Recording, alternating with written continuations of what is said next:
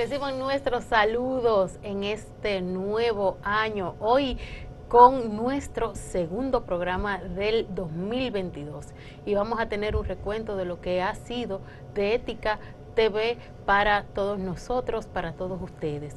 Lo que tenemos en el día de hoy es un recuento de cuáles han sido los temas más controversiales, los temas que más han calado en el gusto de todos ustedes para comentarlos, rememorarlos y seguir pues endulzando la tónica para este nuevo año. Chicos, ¿cómo están? Hola Ivette, hola Mario.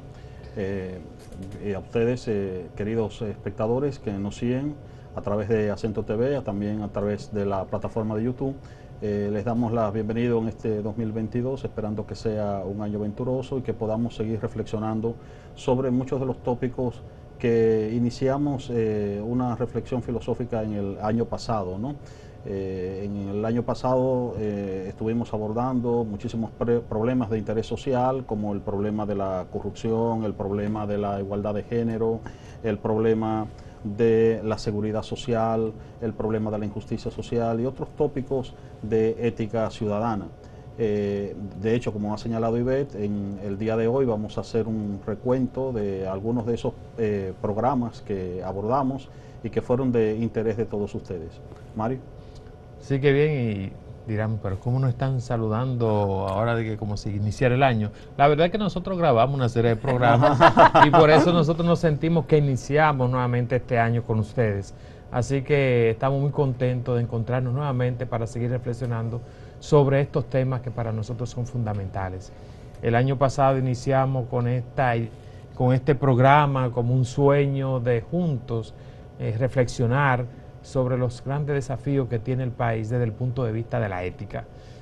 Nosotros aquí, tanto Ivette como Leonardo, nos apasiona y llevamos dentro del corazón y de nuestro pensamiento esa inquietud de ayudarnos a pensar con profundidad los grandes retos del país y desde el punto de vista de la ética. Así que estamos muy agradecidos de que ustedes nos acompañen, nos hayan acompañado durante estos meses y que nos animen a seguir, ¿no? De hecho, las personas en las redes sociales nos viven haciendo algunas preguntas que vamos para este año también a intentar recuperar y dialogar con ustedes con una nueva sección dentro del espacio para ser más interactivo y dialógico, escuchando sus inquietudes y trayéndolas aquí a la mesa de la reflexión y al debate. Así que estamos muy contentos de volver a estar con ustedes en este 2022. Nosotros comenzamos esta historia de Ética TV con una pregunta.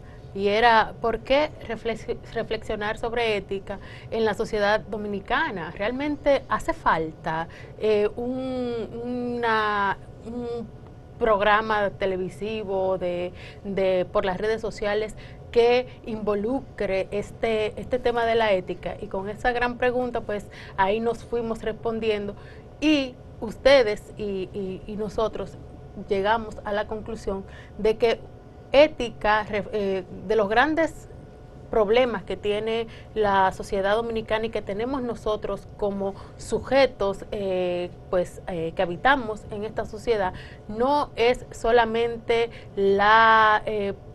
digamos, lo relajado que tomamos ciertas normas, ciertas leyes, ciertos preceptos, sino que no hay ni un sistema de consecuencia externo, pero tampoco interno. No tenemos esa tendencia a hacernos la pregunta, ¿lo que yo hice está bien? Y lo que yo hice y quiero hacer, me lo estoy planteando con profundidad. Estoy tomando en cuenta que en cada decisión y en cada acción estoy hipotecando el futuro, mi futuro personal y el futuro del país. Por eso también llamamos que es ética ciudadana. Y la ética precisamente intenta abordar colocarnos las grandes preguntas de la vida. La ética nace en la antigüedad precisamente, bueno, están las ciencias que estudian lo material, la física, ¿no?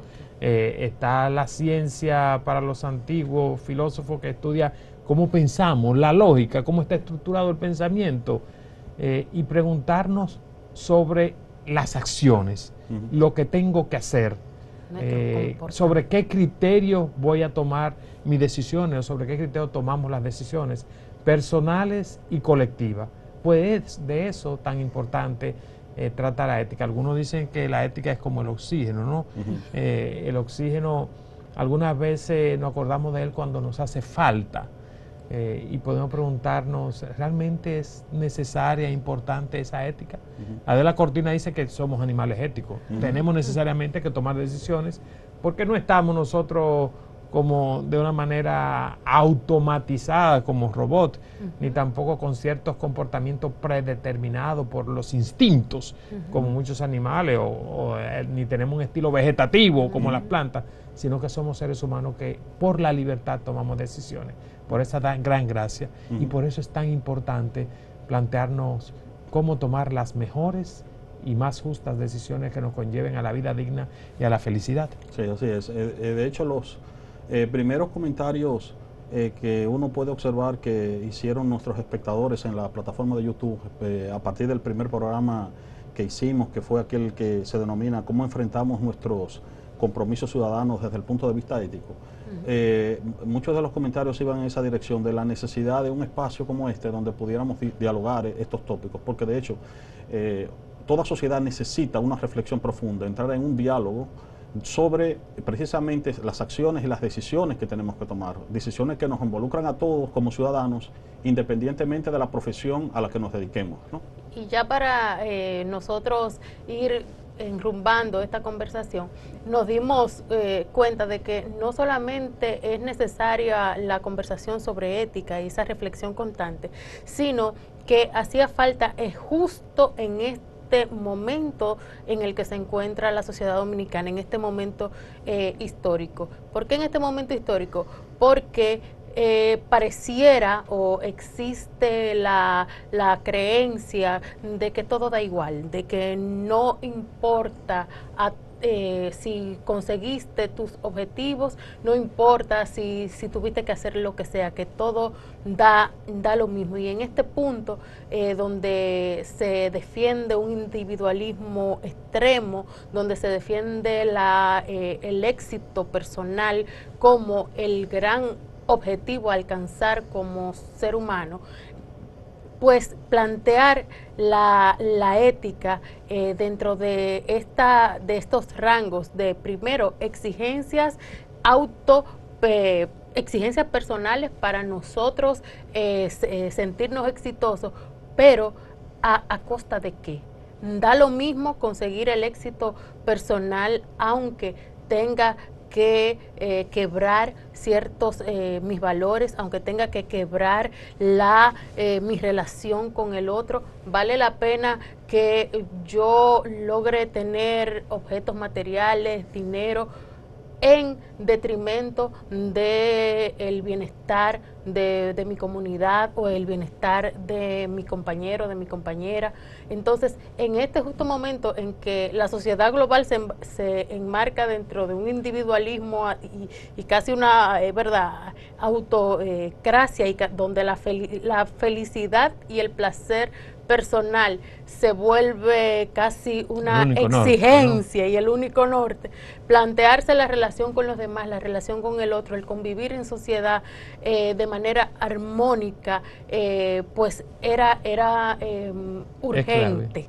Urgente. Es clave y urgente. Aunque Leonardo siempre me llama la atención, Mario, no hagamos de esto un programa académico. Así es verdad, porque hasta los camarógrafos se nos pueden dormir y entonces no tenemos que hacer y tratar sobre temas de la realidad nacional. Por eso nos interesamos en traer sobre este espacio de diálogo temáticas que son fundamentales en la realidad dominicana.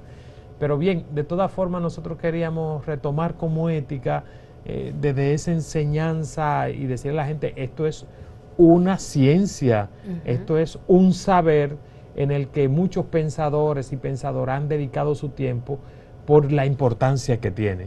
O sea, cuando los antiguos, y comenzando con Aristóteles, se preguntan por el tema de la ética, están buscando la vida feliz dentro de la polis, dentro de la ciudad, y llaman y intentan ver cuáles son esos comportamientos virtuosos al contrario de comportamientos viciosos que lo que hacen es destruir la vida personal y la vida en la ciudad. Entonces de eso estamos hablando, de también de los comportamientos que nos llevan a la vida en sociedad y colectiva y a la vida feliz como persona.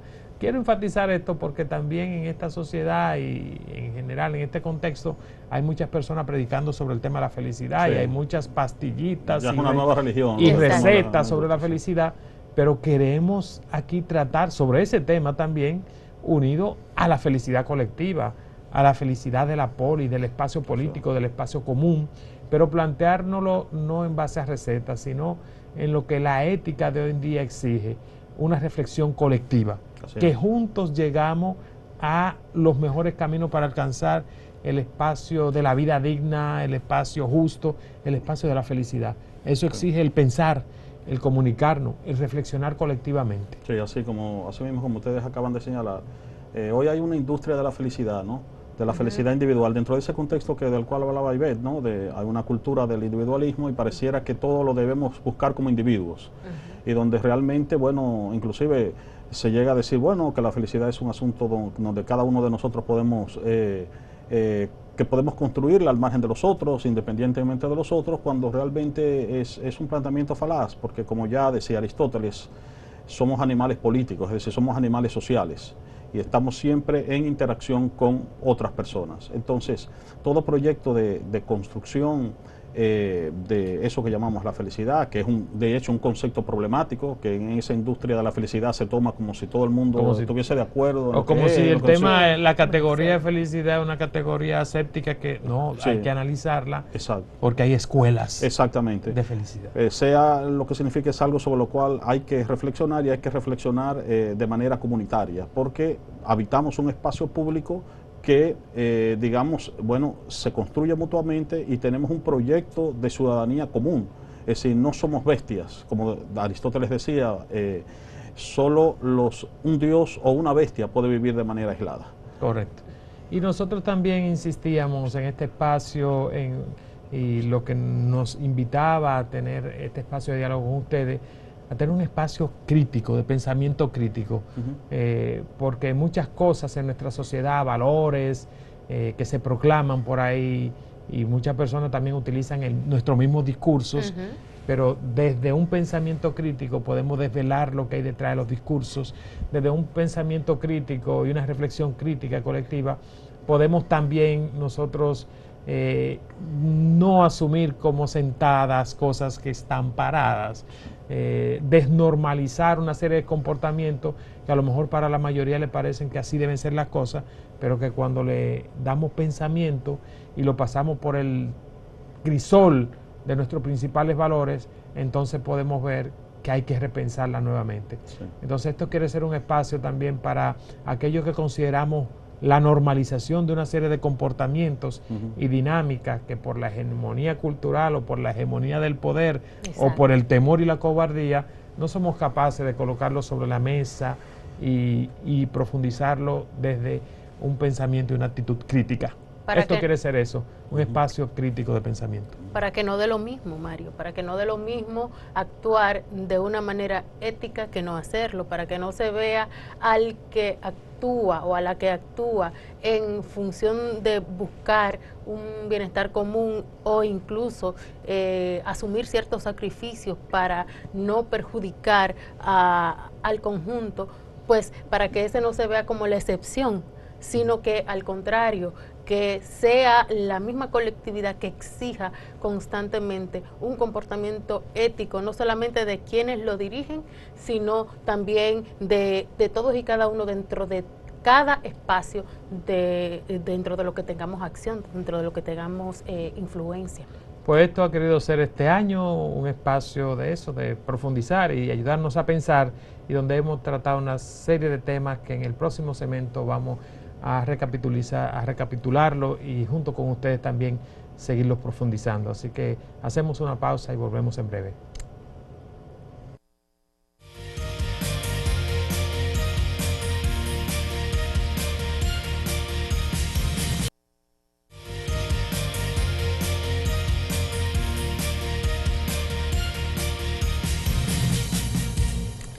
Hola de nuevo, estamos en su espacio de Ética TV, su espacio de Ética Ciudadana, que en el día de hoy pues está sirviendo, digamos, de base para una reflexión de lo que hicimos durante el año pasado, ¿no? Los principales tópicos que abordamos en nuestro espacio de Ética TV durante el 2021. Desde el inicio de nuestra serie de programas, quisimos hacer una distinción entre dos conceptos que con frecuencia se confunden en la sociedad dominicana, los conceptos de ética y moral. Y esta aclaración es importante. En el segmento anterior, Mario, de una manera u otra, de manera implícita, la establecía cuando decía que en toda sociedad nosotros, bueno, regimos nuestros comportamientos a partir de un conjunto de normas o de valores que asumimos, ¿no?, como incuestionados. Y ese conjunto de normas o de valores propios de una sociedad pues constituyen la moralidad precisamente de esa sociedad, ¿no? Es decir, el conjunto de valores y de normas compartidas en un momento determinado. Pero ese conjunto de normas o de valores no tiene necesariamente que responder a una idea de justicia, es decir, responden al desarrollo histórico, al desarrollo de la conciencia que existe en ese momento determinado en toda sociedad. Y la ética es precisamente un esfuerzo por ir más allá de la moralidad en un momento determinado, una búsqueda universal y general de la justicia, de principios que fundamenten nuestras acciones y que nos permitan ir superando lo que son las moralidades relativas de las distintas sociedades en sus contextos históricos y culturales. Y por eso le llaman, bueno, se le llama en cierta clasificación a la ética como la filosofía de la moral, ¿no? Esa reflexión crítica sobre la moral. Entonces, algunas personas cuando uno va y quieren que le den una charla de ética o quieren que el país retome nuevamente el tema de la ética, piensan más bien dentro de ese librito de moral y cívica que a muchos de nosotros nos dieron en su momento, donde te decían cómo tú tenías que comportarte. Aquí, cuando hablamos de ética, estamos hablando de un ejercicio reflexivo sobre lo moral, sobre lo que estamos entendiendo como correcto o bueno en determinado momento de la historia, en determinado lugar. Y eso exige una reflexión que hoy día la ética, digamos, dialógica y comunicativa exige que sea un espacio de reflexión colectivo y dialógico de todos los involucrados y de todo lo que afectan las decisiones. Porque lo legal no siempre fue humano, ni fue justo. Muchas veces la esclavitud en su momento fue legal, y fue moral, exacto. La discriminación contra la mujer fue también legal, moral, bueno, y todavía sigue siendo. Luego lo vamos a ver en el detalle de los temas. Entonces, por eso hablábamos en esos espacios de estar siempre alerta, porque muchas veces lo que damos por sentado y nuestras prácticas continuas nos invitan a restarle humanidad a ciertos grupos, de grupos sociales, grupos étnicos, grupos sexualizados, y por eso siempre hay que estar alerta cuando en nuestra propia voz muchas veces pescamos frases, palabras discriminatorias, cuando sin querer lo hacemos llevándonos de lo que dice todo el mundo, de lo que muchas veces promueven los medios, de excluir al distinto. Y si no hacemos esa parada ética para preguntarnos, ven acá, lo que estoy haciendo principia con la justicia, le estoy restando humanidad a un grupo ¿por qué? ¿Por lo que yo pienso o por lo que a mí me han dicho que piense? ¿O me hace esa decisión más humano a mí? ¿O me hace esa decisión más humano a mí? Entonces, estar siempre alerta, porque las prácticas sociales, muchas veces creemos que no podemos volver hacia atrás, que siempre tenemos la tendencia a pensar que las sociedades van en un ideal de progreso, en ascenso, y puede que no. Puede que no. Y puede que no. Porque realmente, y las consecuencias las vemos cuando se han tomado decisiones que realmente nos restan humanidad como colectivo a muchas sociedades, en el que más bien nos llevan a la barbarie de constituirnos en grupos criminales y genocidas. Un tema que nosotros, y empatando, fue con cuando invitamos a Franklin Pimentel, que estuvo con nosotros para hablar sobre el tema de la educación, ¿no? Sí. Ética y educación, y precisamente esta distinción, y Franklin insistió mucho en eso, y que lo necesita la sociedad dominicana, y que tenemos que hacer un esfuerzo realmente de que este tema se le dé la importancia que la sociedad dominicana está exigiendo. Tengo que decir, yo creo que el gesto de los jóvenes alrededor de la bandera fue el gesto de una generación que está exigiendo un país que esté orientado desde servidores públicos con un alto nivel ético, porque podemos decir que estamos muy bajo de ético a nivel de la administración pública, y que la población está exigiendo que los servidores públicos, que los gobiernos y que los representantes de la nación estén altos de ética. Y esos jóvenes alrededor de la bandera exigiendo elecciones limpias y cambio y transformaciones, y que la corrupción se enfrente, es un llamado de una población que está exigiendo niveles diferentes de su dirigencia política, de sus dirigentes sociales, de sus dirigentes religiosos, a que realmente andemos por caminos de niveles de éticas mayores. Y eso quiere ser este programa.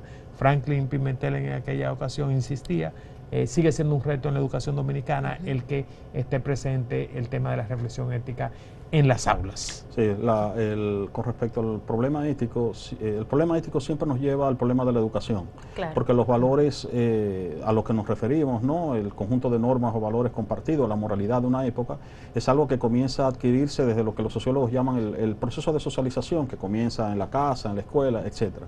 Ahí comenzamos a aprender nuestras ideas de lo que está bien, de lo que está mal, de qué consideramos correcto. Ahí comenzamos a adquirir los prejuicios con los cuales estigmatizamos a determinados grupos o no. Entonces, ese proceso requiere entonces de una revalorización, o sea, requerimos de una reflexión sobre ese proceso que nos ha educado, y eso nos lleva a un tópico también muy importante, que es el problema de la educación ética. ¿Qué tipo de educación requiere una formación ética? Porque nosotros hemos insistido a lo largo de todos estos programas que la educación ética no es como la educación matemática, ¿no? O como la educación en las ciencias. No es una educación del intelecto, sino una educación de las emociones, ¿no? Tiene que ver con una formación del carácter, de los hábitos, y eso es mucho más complejo que la educación meramente intelectual, precisamente porque se trata de una educación que tiene que ver con las emociones. Es por lo cual en materia de valores puede haber una contradicción entre lo que pienso o digo y lo que hago. O sea, no me basta con que yo sepa, por ejemplo, que algo está bien, también tengo que desearlo. Y la cuestión de esa educación, del deseo, de la emoción, eso es lo que es complejo y lo que requiere tiempo, ¿no? En una sociedad para provocar los cambios que deseamos en función de un proyecto de adesentamiento de esa sociedad. Sí, en la toma, digamos que tiene que involucrar todas estas dimensiones de la razón, las emociones, la espiritualidad, las opciones y la acción bien concreta, porque se trata también de una ciencia, práctica, ¿no? En filosofía decimos que es la filosofía práctica, fundamentalmente. La filosofía práctica, sí. Y por eso Kant la llamó la metafísica de las costumbres, porque está hablando de cosas muy concretas, de nuestras acciones, de lo que la toma de decisiones nuestras. Entonces, tomarnos en serio la educación fue uno de los temas que nosotros desarrollamos por la importancia pero no es dar contenidos a las nuevas generaciones, sino desarrollar una dinámica de reflexión sobre cómo tomamos decisiones y enamorarnos de las buenas decisiones, de los principios que la humanidad también ha ido desarrollando, porque para ello se requiere pasearnos en la historia para reflexionar cómo se han reflexionado las mejores decisiones, cómo hemos llegado al principio de los derechos humanos, de esos principios universalizables. Entonces, que eso se conozca y que también se aprenda sobre el ejercicio mismo de entender que cuáles son las decisiones o los principios que nos pueden conducir hacia la vida justa, la vida buena, la vida feliz, pero que exigen sobre todo el diálogo, hoy día el reconocimiento del otro, la búsqueda de la justicia, la escucha, el respeto, y que son caminos que la humanidad ha ido desarrollando y que necesitan aprenderse, como decía Leonardo, desde la infancia, desde la familia hasta los diferentes niveles de la educación primaria, intermedia, secundaria, no solamente como discurso, que ahí también es un elemento fundamental, sino desde la ejemplariedad. O sea, que esto no es un discurso que se viene a enseñar, sino que se transmite por la ejemplaridad de lo que se hace. Se hace práctico, ¿no? Y con jóvenes cada vez más críticos y que cuestionan más todo, toda autoridad. Todo elemento que tiene una autoridad simbólica o una autoridad real, física, pues está en constante observación y en constante cuestionamiento. Esta juventud dominicana de los millennials de 18, los centennials también, y los centennials, es una generación que pareciera que está más alienada por la tecnología, pero en el fondo cuando tú te pones a hablar con ellos, cuando tú les escuchas, es una generación que critica con mucha, exige de sus autoridades simbólicas y de sus autoridades materiales coherencia, y que exige democracia en el plano real, práctico del comportamiento de la palabra. Sí. Eso, y ya que tú mencionaste lo de la tecnología, un tema muy interesante que tratamos aquí fue todo el tema de la ética y el manejo de la tecnología en el mundo de hoy. Nosotros estamos todos ligados a un aparato tecnológico, a un celular. O sea, ¿nos llevan de la mano la tecnología o somos nosotros quienes tomamos las decisiones? ¿Hasta qué punto nos vamos realmente dejando llevar por las decisiones que especialistas en programación, en contenido virtuales, van decidiendo sobre nuestros deseos y van condicionando esa libertad a la cual tenemos derecho y la hemos recibido como una gracia? Esa es otra gran pregunta que también tenemos y que colocamos durante el año pasado en este espacio, y yo creo que es muy importante recordar. Sí, el uso de la tecnología, hasta qué punto nosotros estamos perdiendo nuestra libertad, y si no hace falta reflexionar. Usted que hoy día está siempre con un teléfono o con el WhatsApp, hasta qué punto usted no está condicionado en sus ritmos de vida, en los pasos que está dando, o es preso de informaciones que usted no ha reflexionado.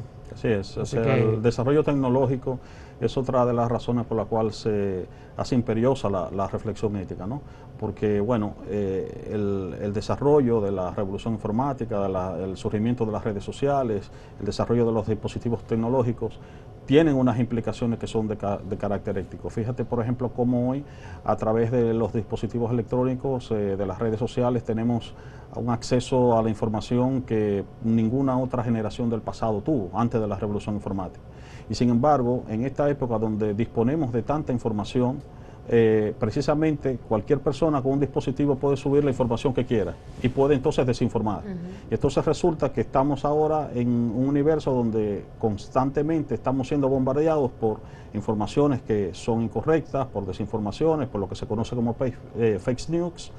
Y bueno, eso nos plantea entonces también problemas de carácter ético, ¿no? Porque lo que surgió en principio y con lo que veíamos que en principio era darle voz a muchas personas, ahora se ha convertido en un gran desafío, en que todas esas personas están alimentando una red que facilita su manipulación. ¿Hasta qué punto entonces ese acceso a la red ha democratizado las ideas y ha logrado que todos accedamos a niveles a una especie de justicia en el acceso a la información, pero hasta dónde nosotros alimentamos esa red para que esa misma red nos use para los grandes intereses económicos del mundo?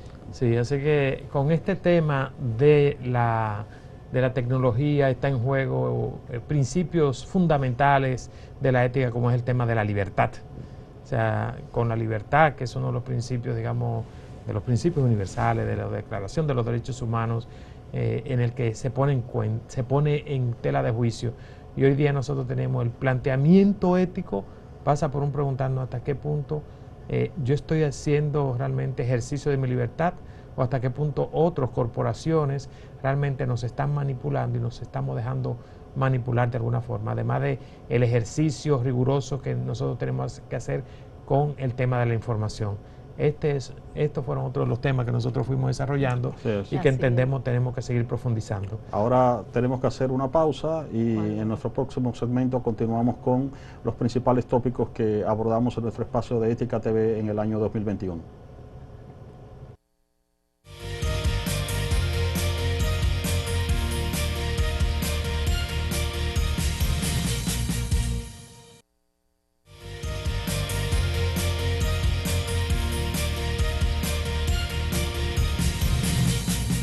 Gracias por seguir con nosotros aquí en hacer memoria de estos temas fundamentales que fuimos tratando del año pasado.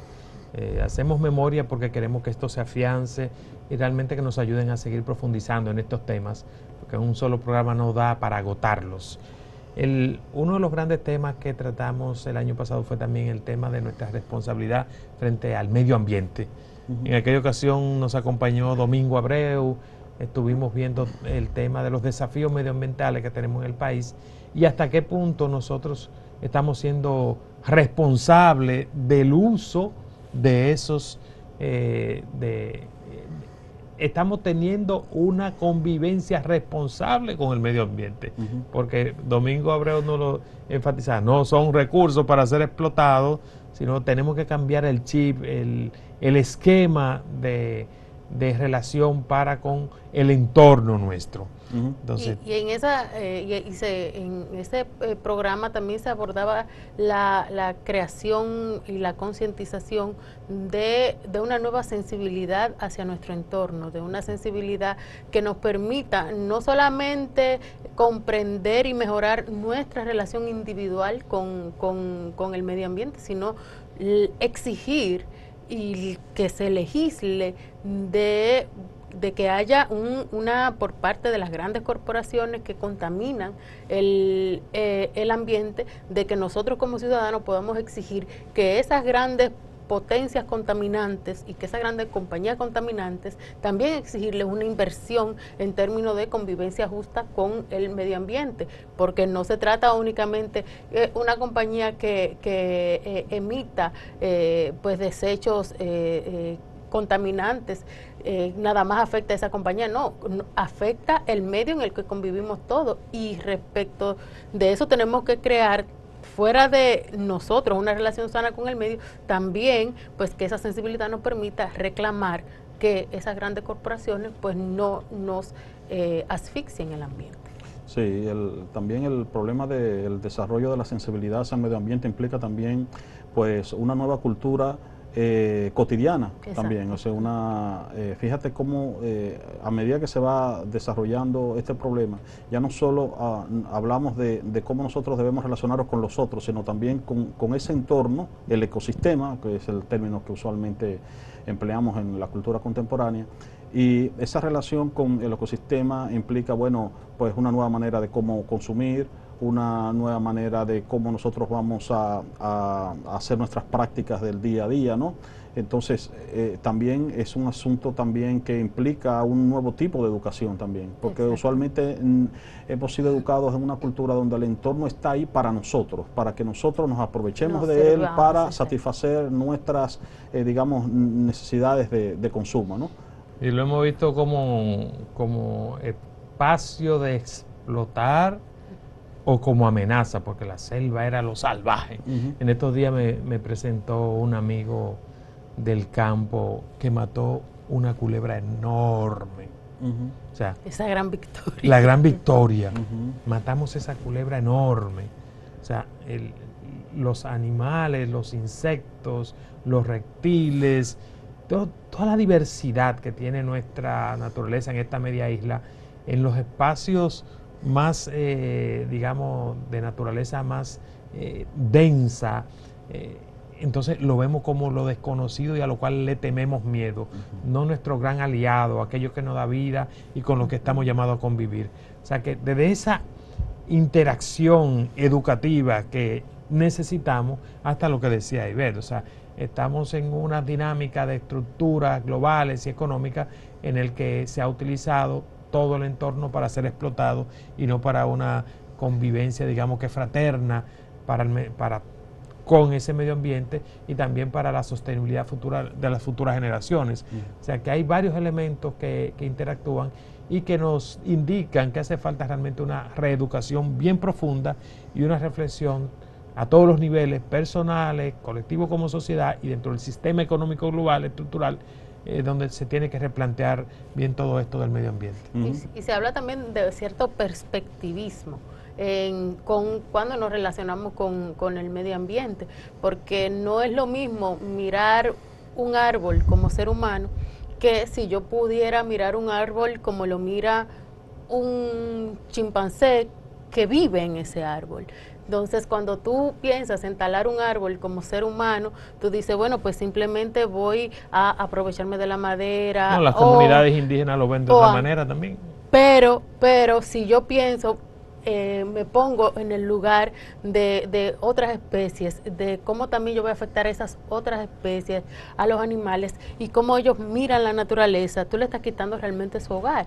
Y tú dices, bueno, ya no es cortar un árbol, es quitarle el hogar a alguien. Entonces también el desarrollo de esas sensibilidades es también un reto en nuestra sociedad. Y no solamente sensibilidades que implican eso, que es lo profundamente humano, sino cuando tú, si te fueras, aunque sea por inteligente, exacto, no te cortarías el árbol donde te sientas.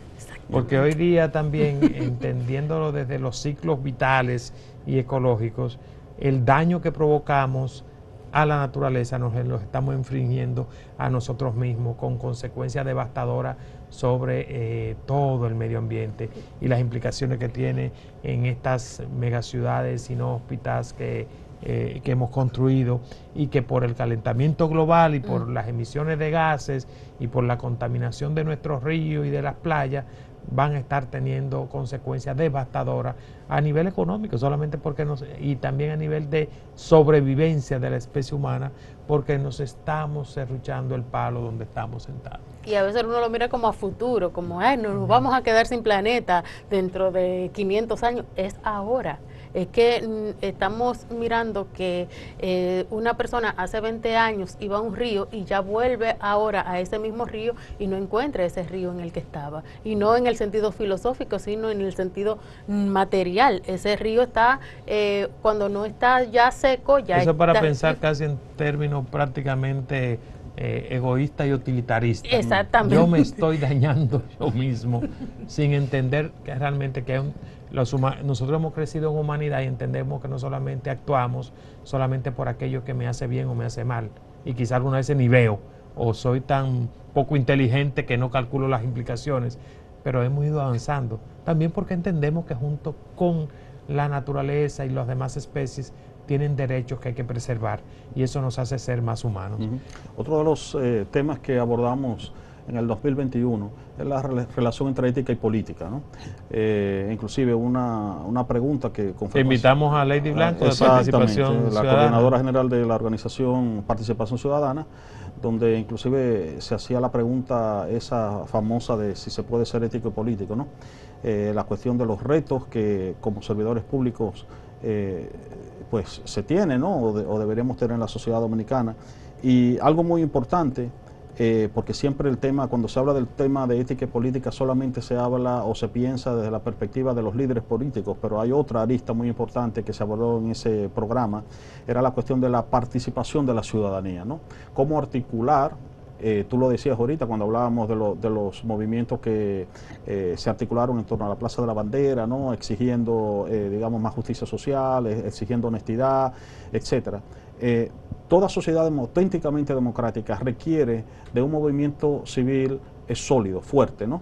Requiere de un movimiento social que pueda articularse para que pueda demandar, para que pueda exigir, para que pueda presionar precisamente a sus líderes y para que pueda también al mismo tiempo pues participar en la toma de decisiones, porque en la versión digamos más tradicional de la democracia se piensa básicamente en términos representativos, es decir, que la ciudadanía elige sus dirigentes, delega y ellos que hagan lo que les dé la gana, pero eso es una versión ya anquilosada de la democracia, desfasada de la democracia. Tenemos que pasar hacia una visión de la democracia más activa, donde los ciudadanos son copartícipes de las grandes decisiones que se toman, ¿no? En esos procesos sociales, ¿no? En efecto, la historia nos ha da razón de que realmente los grandes cambios de la sociedad vienen porque hay una ciudadanía y unas poblaciones que exigen las transformaciones que se necesitan. O sea que los cambios que tenemos que dar aquí en este país solamente serán posibles en la medida que nosotros, todos los ciudadanos, se organizan y exigen que se den pasos hacia realidades y convivencia más humanas y más justas.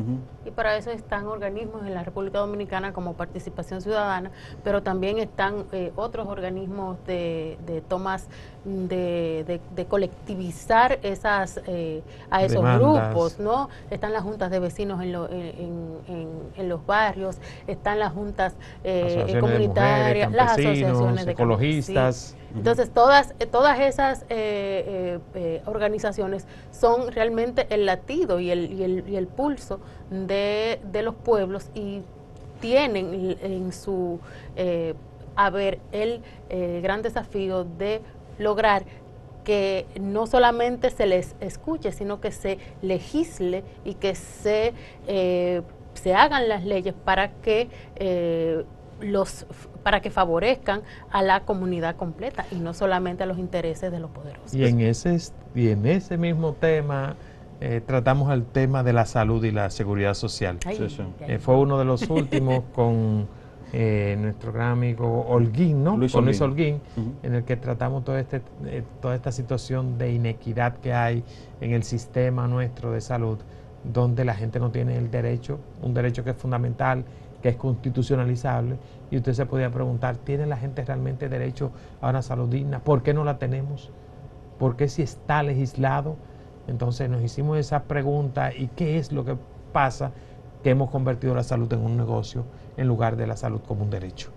Así es, ese es el tópico de ese proceso, digamos, de comercialización de todos los aspectos de la vida cotidiana. Hay una colonización del mundo de la vida por parte de intereses comerciales, y entonces eso termina convirtiendo en asuntos de lucro, tópicos que son como el de la salud, el de la educación, etcétera, con las implicaciones nefastas que tienen para la ciudadanía, que al fin y al cabo es la gran perjudicada de que ocurre este proceso de privatización de los servicios públicos. Y es realmente uno de los grandes desafíos que creo que para este 2022, como decíamos, si no hay una sociedad y un movimiento social que se fortalece para exigir los cambios en retos fundamentales, no se van a dar. Así que depende de usted, depende de mí, depende de nosotros, el que este derecho que se ha privatizado y comercializado y que se ha tirado como derecho por el suelo, realmente lo podamos levantar como una gran bandera en este país, así como se levantó la bandera de la educación, aunque se han cuestionado y hicieron realmente negocio con ella, pero tenemos que seguir levantando la bandera de los derechos, y la ética nos llama a eso. Si queremos construir un espacio digno y justo, tenemos que exigir que los derechos fundamentales no sean conculcados, sino que sean ejercidos por todas y todos a nivel global. Así que tomemos en cuenta que la salud es un derecho. Fíjense que el COVID también nos ha recomendado, en esta situación de pandemia, lo importante que es la salud. Eso fue uno de los tópicos, de hecho, también que abordamos. El tener acceso a todo, el tener acceso a estar sano, a poder ir a un hospital a tratarse una enfermedad, a que con eso la familia no caiga en la miseria porque tiene que invertir sus ahorros y lo que no tiene. Entonces tenemos que seguir exigiendo que el derecho a un servicio de salud con dignidad, a un servicio público, sea realmente algo que ya está en la Constitución, pero que se ejerce cotidianamente. Sí. Decíamos que ese tópico de los males sociales que se agravaron con la pandemia. Es decir, la pandemia del COVID-19 llegó en un contexto donde ya teníamos una serie de desigualdades, una serie de inequidades sociales que se acrecentaron precisamente. Y por eso es importante trabajar el aspecto de la equidad social y el aspecto de la participación ciudadana, para que cuando estemos en situaciones como estas críticas, pues las políticas públicas pues puedan ser, digamos, más viables, ¿no? Que puedan realmente pues llegar a aquellos que más la necesitan. Tenemos que hacer una pausa y en breve volvemos. Exacto.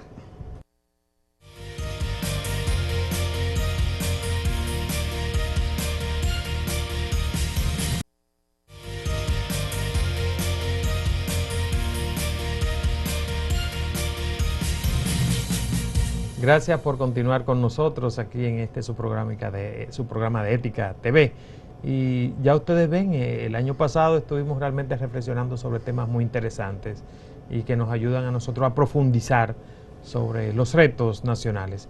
Y en el segmento anterior hablábamos sobre el tema de ética y salud, y cómo tenemos un gran reto de que la ética la salud se ha convertido en un negocio, y frente a esto la ética plantea el problema, gran desafío de hacer la ética más bien un derecho, y que los ciudadanos tenemos que preservarlo y defenderlo. Así que tenemos un gran reto para este año, seguir luchando por todos los procesos que tienen que ver con la seguridad social digna y una salud digna para toda la población, que tengamos todos acceso. Unido a esto, nosotros también tratamos el tema de ética y empresariado. Precisamente un empresariado, no se puede entender que la empresa es para crear bienes para la sociedad. O sea, el objetivo, así como todas las profesiones y acciones humanas, deben servir para el bienestar colectivo y para la humanización.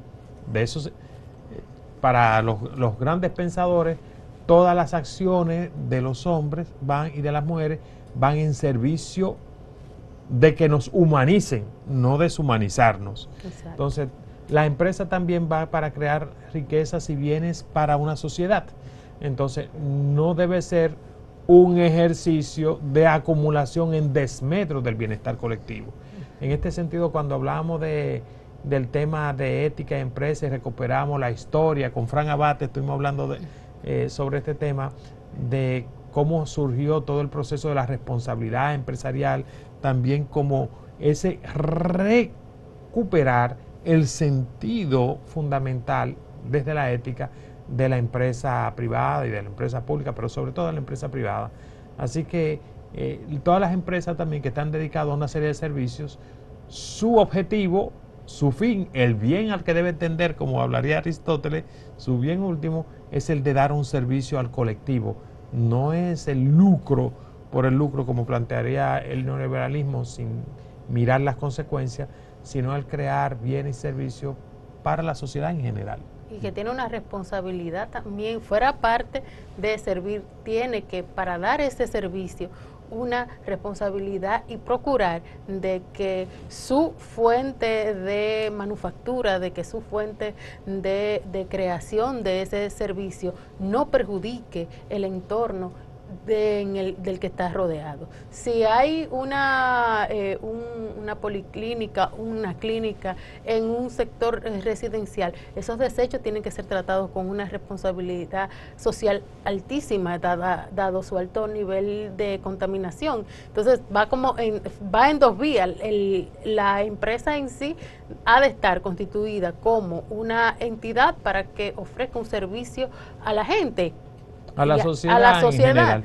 Ahora, para dar ese servicio no puedo tampoco perjudicar a la gente. Correcto. Y de hecho, hoy día, la empresa de hoy día, si quiere ser competitiva, tiene que tener unos altos estándares de responsabilidad y de índices que impliquen que hace bien a la comunidad, de que trae bienestar, de que produce bienestar, porque lo que intenta la empresa es producir bienes y aquello que enriquece al colectivo. Ese debe ser el nuevo horizonte. Algunas veces para muchas empresas se transforma en una especie de marketing y de cosmético, hablar de responsabilidad empresarial, pero cuando se lo toman en serio, realmente logran tener confianza, logran su sostenibilidad y logran una participación y una reputación que no tiene precio. Así es. Otro de los tópicos que abordamos en el 2021 fue el de los retos éticos del periodista en la sociedad dominicana, ¿no? Con la periodista Edith Febles, ¿no? Fue un programa que gustó bastante, donde, bueno, en esta época digamos, transformación comunicacional por el problema de las redes sociales, bueno, pues el periodismo también se ve impactado, ¿no? Y Edith Febles nos hablaba ahí de lo que son los principios que deberían regir la práctica del periodismo, la cuestión de cómo un periodista debe comprometerse éticamente, y también discutimos la cuestión de el espacio de las redes sociales, los roles de la comunicación actual en las redes sociales, ¿no? Y sobre todo ella ahí enfatizaba que sí se puede ser un periodista ético, un periodista apegado a ese compromiso con llevarle a la gente, a la comunidad, la verdad.